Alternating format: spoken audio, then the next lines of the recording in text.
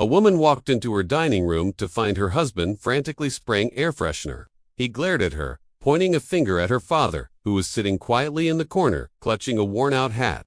"I've had enough of him," the husband hissed, lowering his voice so the old man wouldn't hear, though the room was small enough that he definitely did. "My boss is coming for dinner in an hour. Look at him. He looks like a beggar. Send him to the kitchen, or, better yet, send him back to that shack he crawled out of." The woman stayed silent, her heart pounding. She looked at her father. He was shrinking into his chair, trying to make himself invisible. I can wait outside. "Mary," her father whispered, his voice trembling. "I don't want to cause trouble." "See," the husband snapped, fixing his tie. "Even he knows he doesn't belong here. I worked too hard for this image, to have it ruined by his stained shirt and dirt under his fingernails." In the following minutes, the tension became suffocating. The doorbell rang early. It wasn't the boss, but the husband's parents. They walked in, noses in the air. Upon seeing Mary's father, the mother-in-law laughed cruelly. "Oh, David, I didn't know we were hiring help for the evening. Make sure he doesn't touch the silverware." David chuckled, emboldened by his parents. "He was just leaving.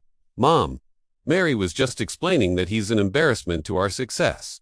He turned to his wife, his eyes menacing. "Do it, Mary. Get him out. Choose right now. Your future with a successful man, or your past with a failure. If he's still here when my boss arrives, I'm filing for divorce." The woman looked at her husband, then at her in-laws snickering by the wine rack. Finally, she looked at her father, the man who had sold his only truck to pay for her college tuition. The man whose hands were calloused from decades of labor, so she could have soft ones. "Failure?" she asked, her voice starting as a whisper but rising quickly. The room went silent. "You called this man a failure?" She stepped between her husband and her father. "These dirty hands built the foundation of the life I have. He starved so I could eat. He wore rags so I could wear dresses."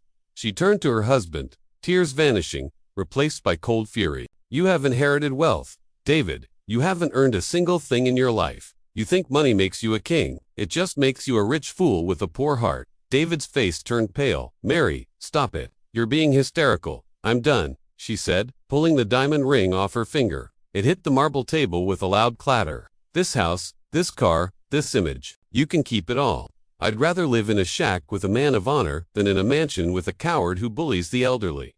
She grabbed her father's hand, holding it tight. "Come on, Dad, let's go get dinner somewhere where respect is on the menu." As they walked out the front door, David stood frozen, watching his perfect life crumble as his boss pulled into the driveway.